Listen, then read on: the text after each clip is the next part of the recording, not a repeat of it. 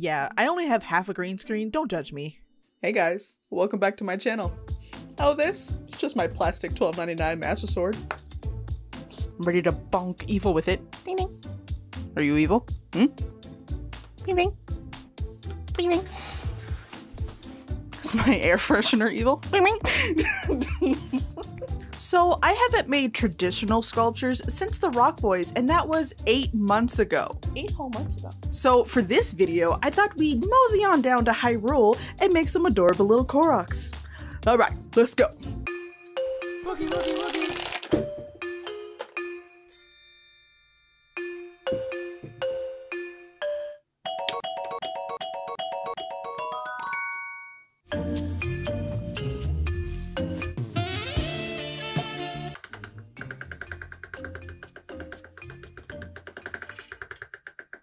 First little korok today is Bramble, the mischievous short bean. He starts like all koroks do, with crinkled metallic insides, also known as tinfoil. Once his basic form is shaped, it's time to beef him up with some clay. As you can see here, I use various hand techniques to smooth that bumpy boy out. Once I have the body mostly smooth out, it's time to add details, starting with, of course, the booty. Hey, it takes a lot to make a booty look this good.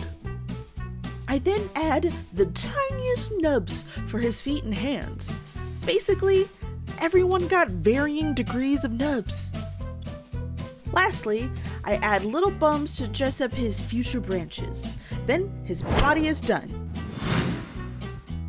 That's what I call clay. Volume 2 on CD or cassette. It's a smaller ball of clay. Smaller ball of clay. We like to smush them once and we like to smush them twice with this smaller ball of clay. Ay, ay, ay. Coming in hot with karate chops, we have Bernard, the grandpa of the group.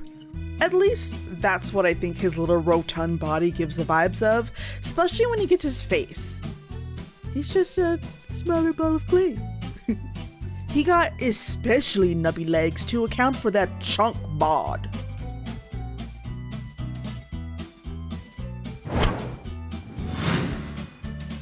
Following Bernard is tall boy Glenn. He was lumpy as heck for a good while, so we're just gonna skip over that. Glenn looks after the group, mostly just cause he's the only one tall enough to see everyone and any pesky bokoblins nearby.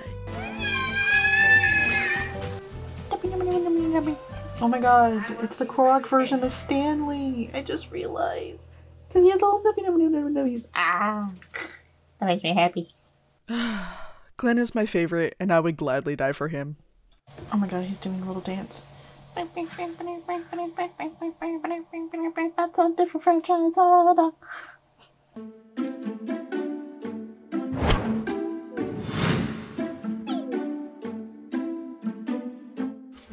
It's giving bowling pin vibes. Nice throw. Pow, right in the kisser. Next up is sweet, timid Theodore, who just wants to frolic around and make everyone happy. Looks like I'm watching him. Splish splash, I was taking a bath. He just looks so cute, and I imagine him just being like, Hi guys, I love you. He's also rocking the chunkiest nubby legs, so he's a king if you ask me. And lastly, we have the small but mighty Grindle the Traveler. Like Prindle, but without the P. Would you like ham or fin? If I thought Glenn took forever to smooth, Backpack was like, say less, I got you. But he in fact did not got me. Oh yeah, this definitely looks like something. Grindle is a simple fellow. All he wants to do in life is constantly be reunited with his fellow korok buddy, in which somehow he keeps getting yeeted away from. He doesn't question much, just goes with the rocket flow of things.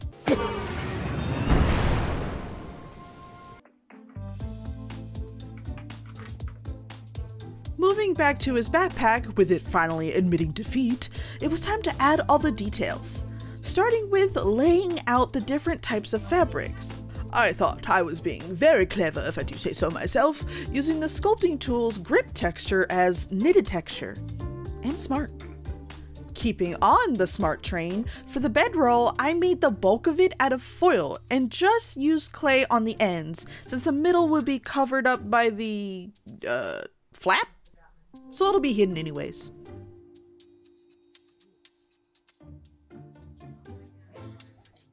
Speaking of which, to make the flap, I took a flap of clay, curved edges of said flap, flapped a thin strip over it, and flapped it onto the backpack.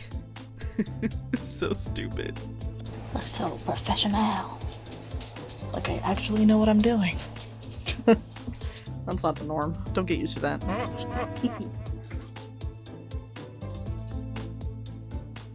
Buttons. I then made little accessories that will hang on the sides. A little cup and a frying pan, because I thought this was a frying pan. I don't know, man. It was late when I was looking at it. Don't question me.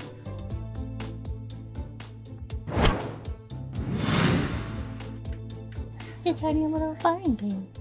It's a bit abstract, but it's a frying pan, I promise. With the bodies all done, it's time to move on to faces. The process was the same for all of them. I sketched out the rough shape, cut it out with a knife. No! I wasn't sure if I wanted to go on the more realistic side or the cartoon style of the game, but this being my channel, I'm sure you guessed which I chose. I used a leaf stamp and lots of effort noises to reveal a little korok leaf. Bunny. It's a little skewed.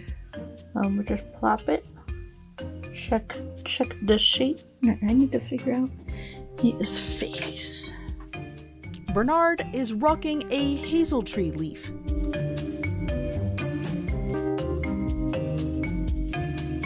Bramble is rocking a lime tree leaf. Yes, I looked these all up.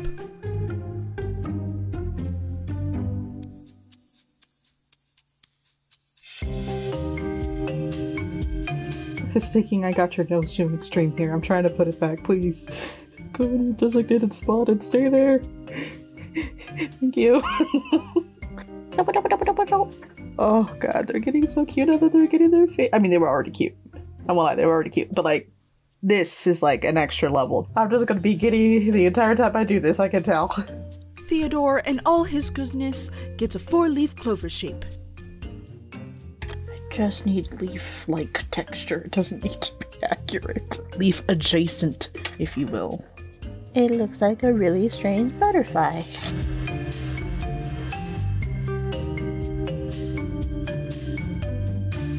Oh, he's so happy. Oh my god, it makes me happy. Okay. I said I was gonna be giddy. And yep, I'm giddy. Yep, my heart is full. Grindle gets a heart-shaped red bud leaf, because all he wants is love, and instead gets torture. Alright, that's the most leaf one I've done so far. Okay, alright. I see what you're putting down.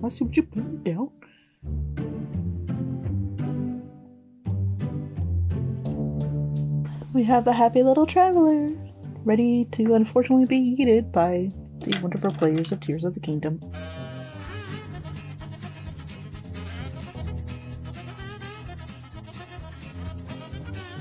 I'm so sorry they've done you so dirty, my little buddy. I wouldn't do that to you. I promise. Yeah, no, I'm not gonna do that to you because you would break and then I would cry. So I'm not gonna do that to you, okay? Okay. Glenn gets a classic maple leaf, for he is a classy fellow. With all the leaves done, it's time to take a look at our group of koroks all together.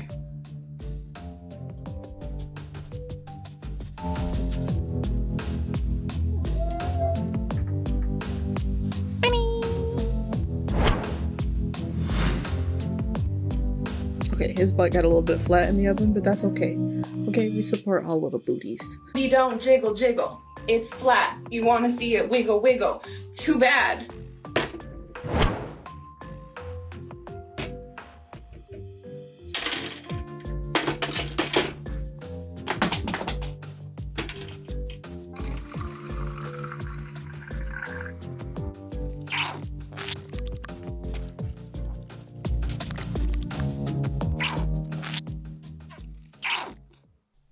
to painting. Everybody got a nice base coat in their respective colors.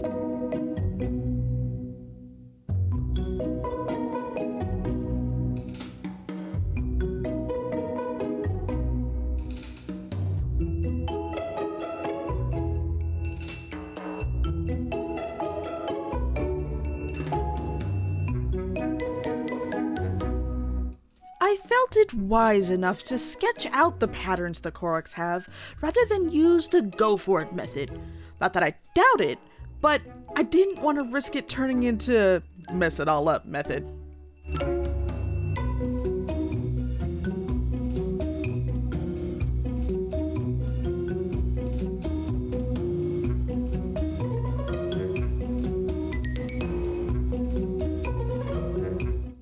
Then, the leaf faces also got their respective base colors, ones that I thought would somewhat complement their body.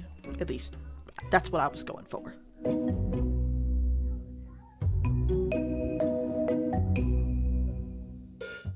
Next, everyone got a healthy dose of dry brushing to make those leaf-adjacent details pop. Oh my god, you know, Jake. This is still the wrong French I do.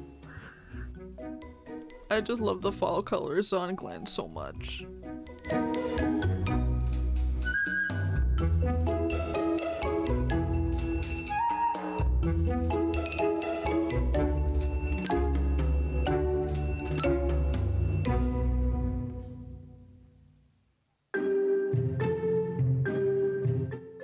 The backpack was such a pain to make, I was so over it at this point. But it do be looking snazzy, not gonna lie.